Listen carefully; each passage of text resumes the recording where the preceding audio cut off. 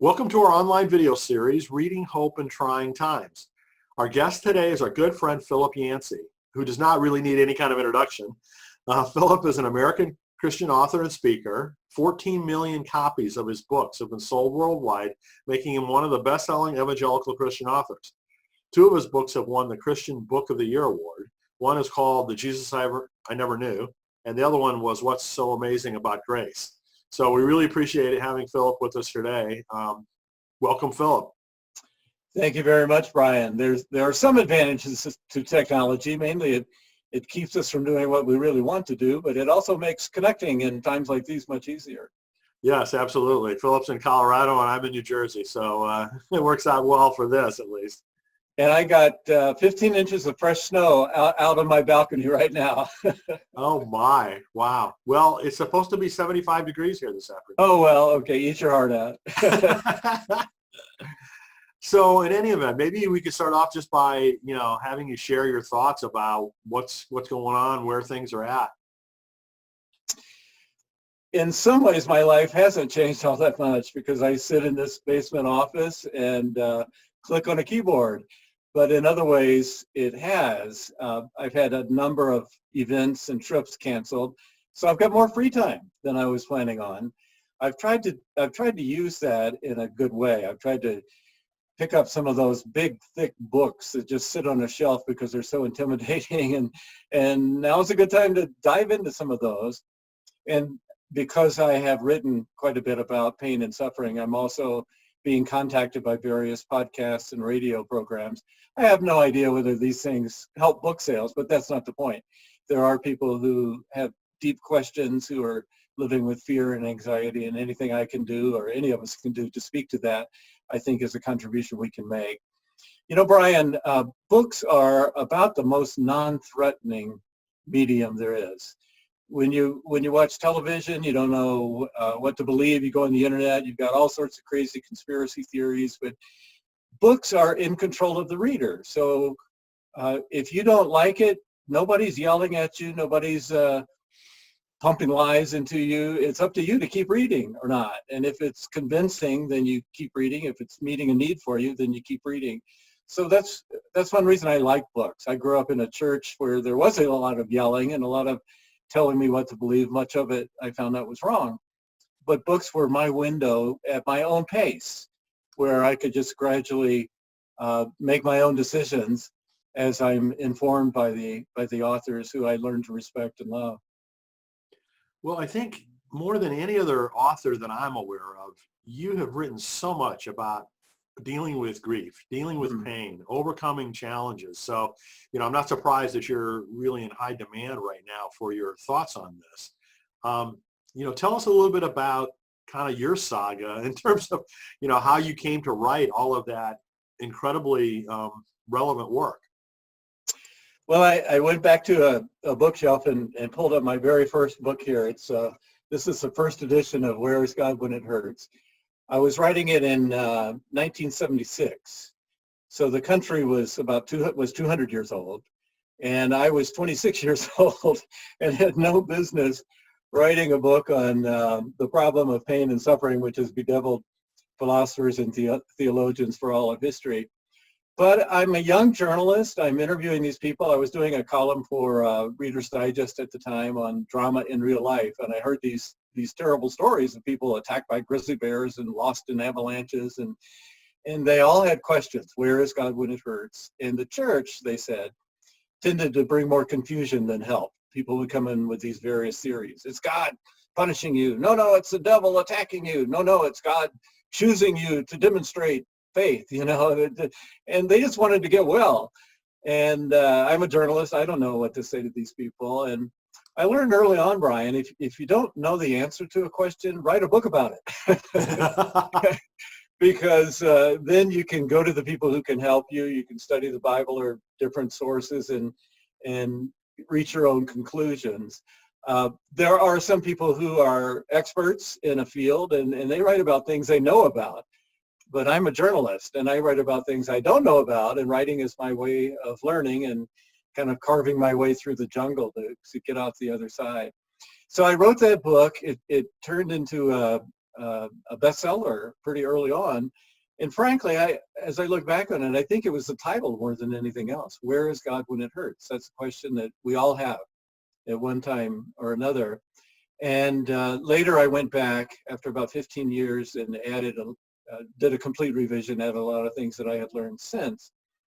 In the process of writing that book, I met Dr. Paul Brand, who was a leprosy specialist, and he had a different view of pain than anybody I had ever met, because he's the one who discovered that leprosy is a disease that causes insensitivity, and then leprosy patients actually destroy their own bodies because they don't feel pain protecting them.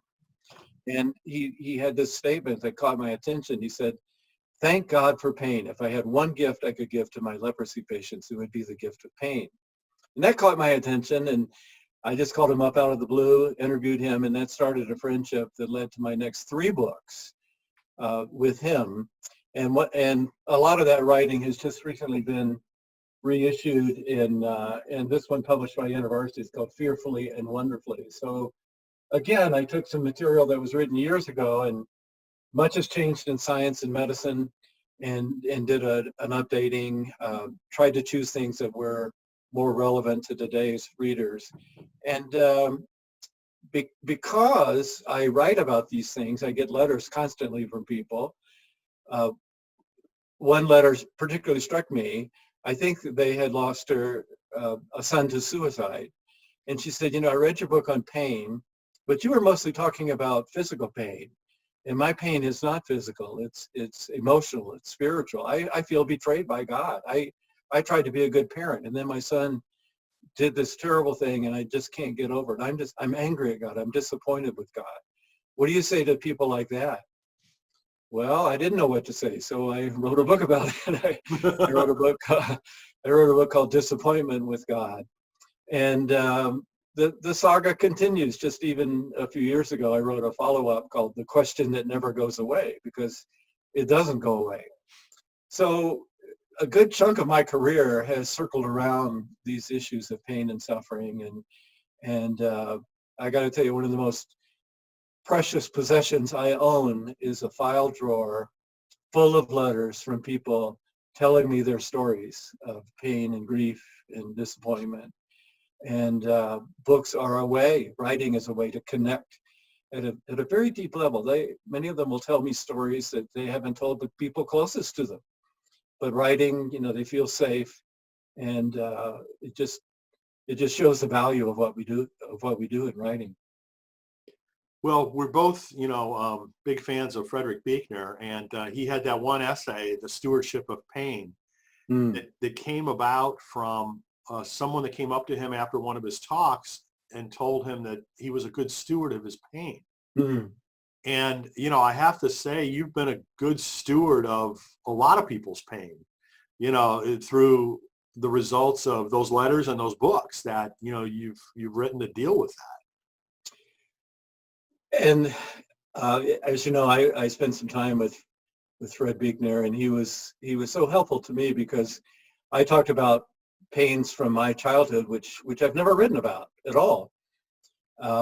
And I knew that one day I wanted to write a memoir, and he told me about how he did not address the deep wound in his own family, his father's suicide, for years and years and years. And then he finally did and wrote about it very compellingly. And so he encouraged me at some point to make personal the things that I have been writing about. And so for the past 3 years, I have been working on a memoir, and that will probably be out, not this year, but 2021. And I took a lot of guidance from Fred in that process, because it's we only have one life, and we tend to write autobiographically, whether we know it or not. The 2 themes, as I look back on the things that I've written, the 2 themes that occur again and again are suffering and grace. And suffering was because I had a lot of that in my childhood. And I write about grace because I didn't have that in my childhood.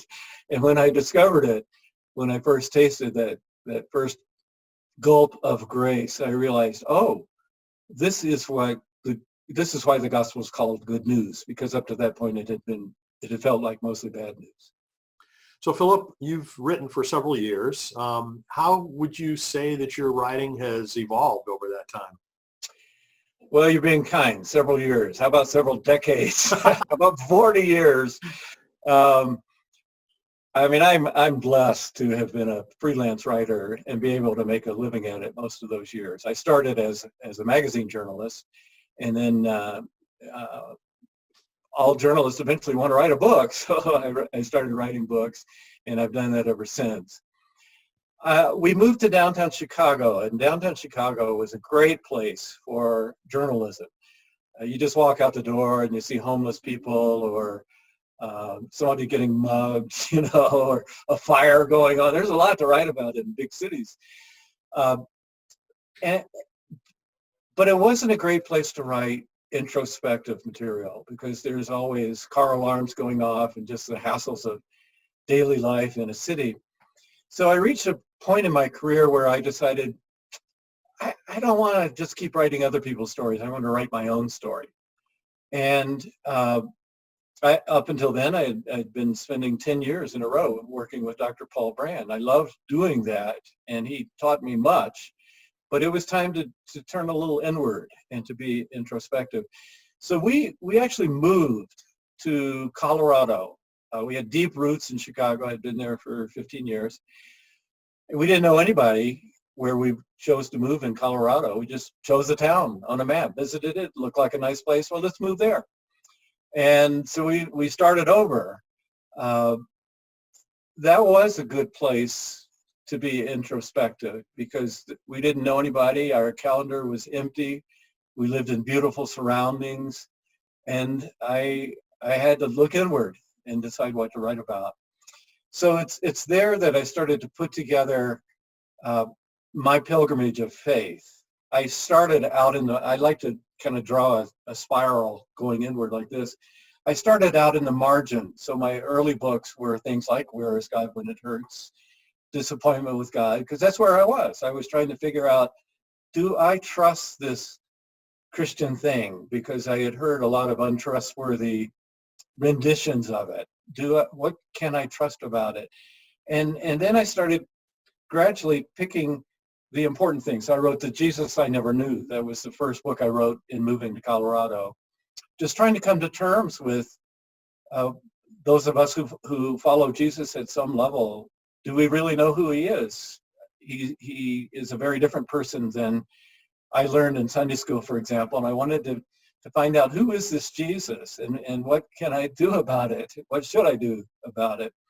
In the process of doing that, I encountered, of course, his parables, so many of which are stories of grace. And I like to say, when you look at Jesus, all of his stories have the wrong hero. They don't have the obedient son, they have the prodigal son. They don't have the rich man, they have Lazarus. And he turns the world upside down, and that's his message of grace, just in a baffling message that's so different than the ambitious, success-oriented culture we live in. And so I wrote this book, What's So Amazing About Grace? And later did a follow-up to that because I found that grace is not the first word people think of when you say, what is a Christian in the modern United States? They'll say, oh, there are those strict people. Those are the people trying to tell me how to live. Those are those uptight people. And I don't think people said that about Jesus.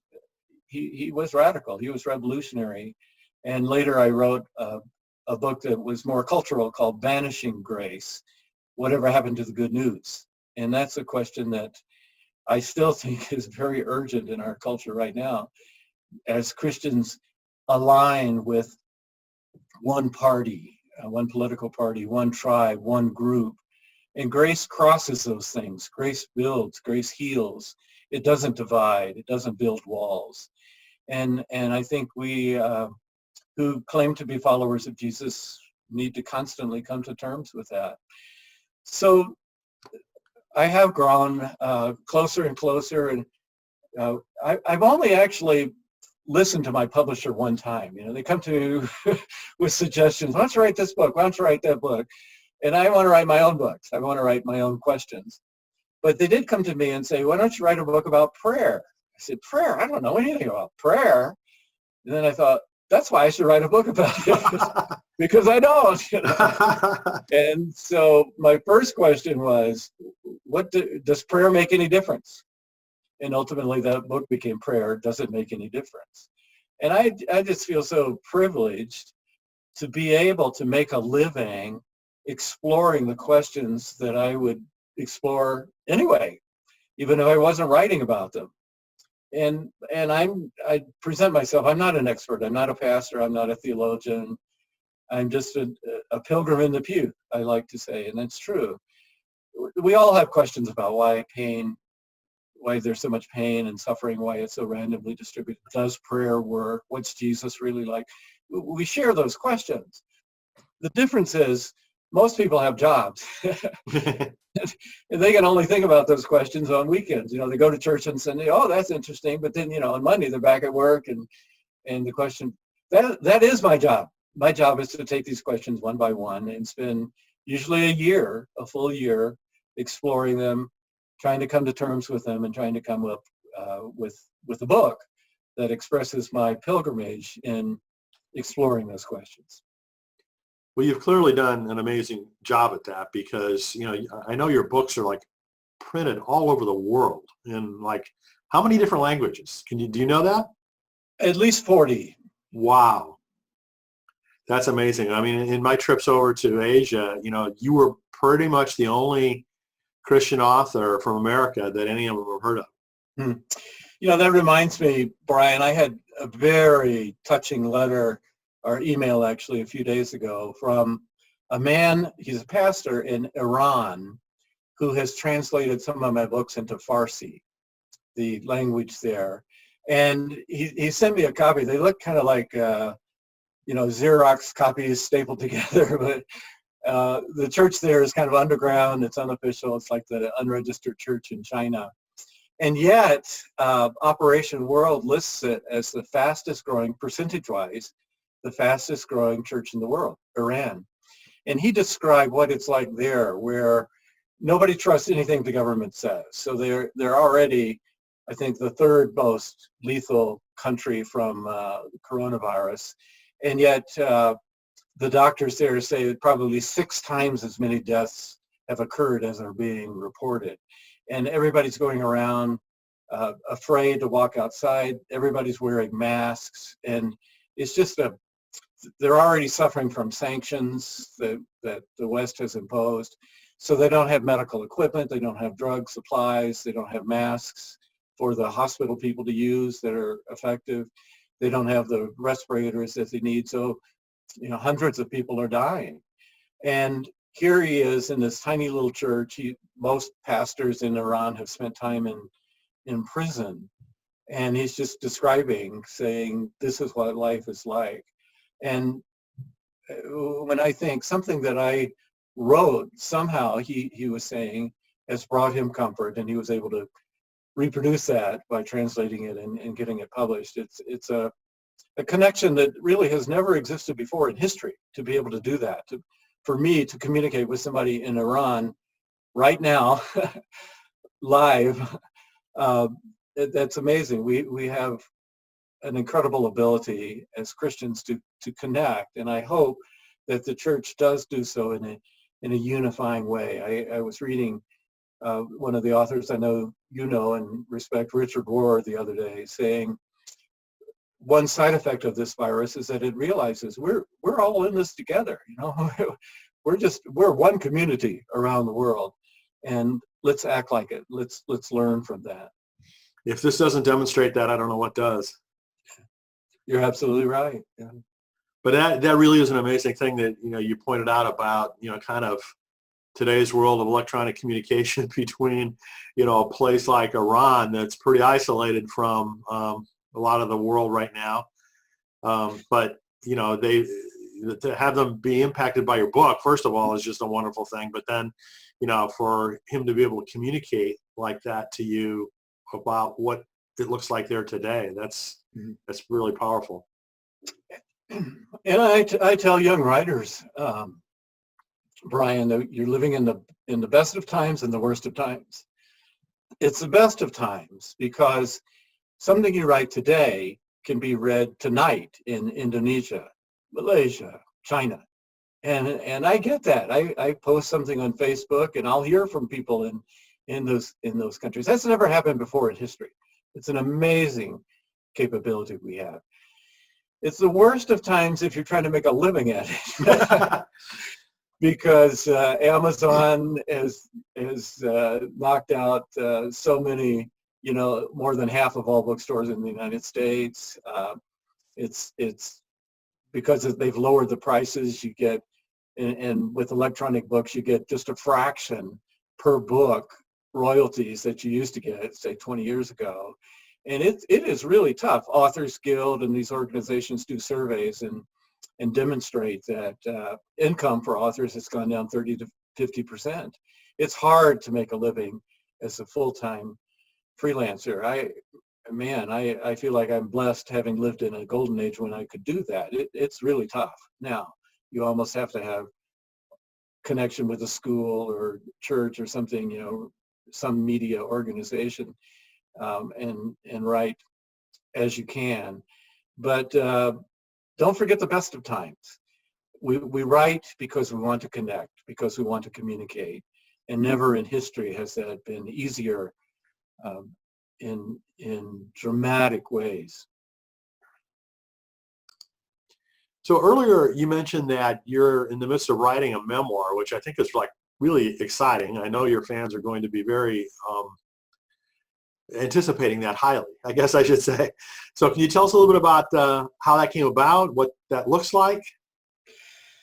Yes, as I mentioned, I've been wanting to do that for decades, and Frederick Buechner keeps saying, you only have one life, listen to your life, and I have listened to my life. And the theme is, I experienced some of the worst that the church has to offer growing up in the racist, angry, fundamentalist South.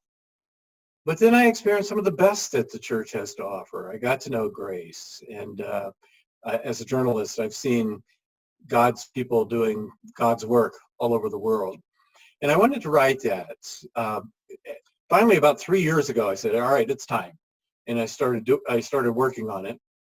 And I had never written a memoir. So at first I went to the library and started reading every memoir I could come up with.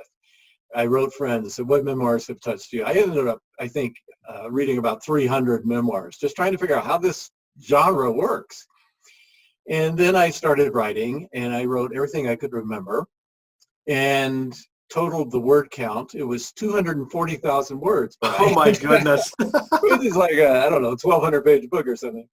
So I said, okay, I need some help here. And I sent it to friends, and they said, well, Philip, you're right. Your relatives really are characters, Flannery O'Connor-esque characters, and some of them are pathological, some of them are psychopathological, but we would like the memoir to be about you rather than about everybody in your family.